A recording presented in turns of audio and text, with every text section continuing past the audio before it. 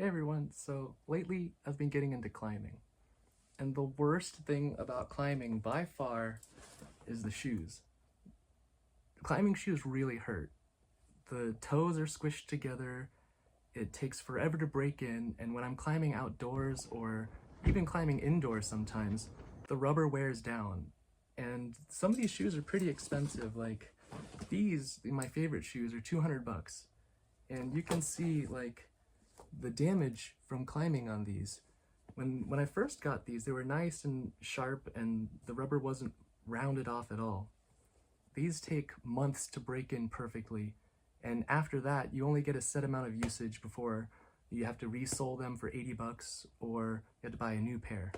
And that really bothered me because with today's technology, I should be able to make the perfectly fitting climbing shoe just for me. And that's exactly what I did. I went and bought a 3D scanner to get a scan of my foot, and I used that scan to make the perfect climbing shoe for me.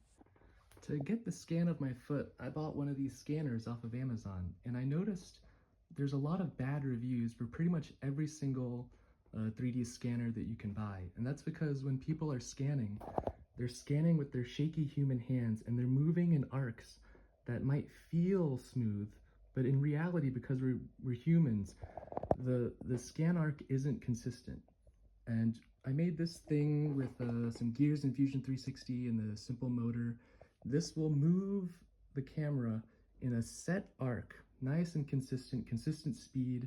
It's balanced on the floor, and that way the photogrammetry algorithm can stitch together all of the images of the foot. And as long as you keep the foot or anything centered in the middle without moving, this will get a really accurate scan, way better than you can do with your shaky human hands. My first iteration didn't have a downturn, and I realized this is pretty bad for climbing. I scanned my foot in the downturn position, and I made this, first in PLA just to see what's up, and then in flexible TPU. And these were close, but not perfect at all. I didn't realize that the strap has to be diagonal, so it pulls the shoe into your heel, and they didn't look quite right to me. I started trying different filaments, so I had ColorFab's VarioSure TPU, so that's a TPU that can foam, so it's low density, and you can tune the softness of it. But I had some trouble running that on my Bamboo Lab, so I looked around. I tried flexible PLA, which is a more recent plastic. That one was also really hard to print. It advertises itself as you can print flexibles just like PLA. It's not true at all. It's like worse than TPU even. I had a really bad time with flexible PLA, and I have a filament dryer, and it just wasn't a good experience. This is Overture's high-speed TPU, and the high-speed TPU was amazing. I highly recommend it to anyone who needs flexibles. This shoe was pretty good. I just had to tune it, tweak it a little bit to get my final result. This is printed in Bamboo Lab's high-speed TPU, which I found was even higher quality than Overture's. But I wanted to just try it out and see what happens. And for this one, the Bamboo Lab plastic, the flexibility is way higher. You can get tons of flex out of this, and you can see here, it's TPU, so it has really good abrasion resistance on the wall. This sole is just a random sole I bought off of Amazon, contact cement, and you can see that it really contours. The contact cement is pretty much the same thing that most people use for their replacement shoes.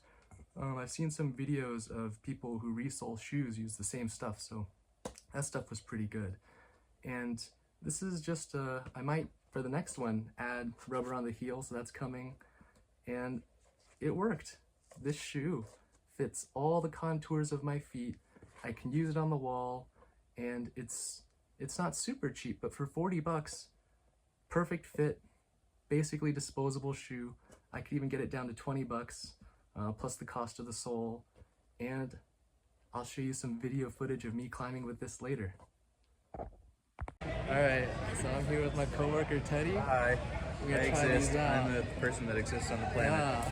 So I didn't end up getting a lot of footage because my phone died. So this is mostly my warm-up and one good climb. But this is the first time I ever had it on the wall. I was learning how to trust the shoes, and I didn't feel limited at all. I felt like after I'd learned how to trust the shoes, they worked perfectly fine. After the bouldering session, I did some ropes, and I did two 511Bs, and they were great. Even on slab, overhang, all conditions were pretty good. The net cost was pretty high because of the scanner and the time invested plus the plastics and all, but this was a really fun DIY culture project, and I got a lot of information from climbing in these shoes that I'm going to use to make an even better iteration next time. Uh, some of the people I met gave me pretty good suggestions, which was like, uh, if I use Plastidip or tool handle dip for a sole, that would drive the cost of the shoes even lower, and as long as that dip has really good friction properties, it's going to perform pretty good on the wall. I don't know how that's going to work. I might buy some and see it, but we'll see. But thanks everyone for watching, and I'll see you in the next video. Bye everyone.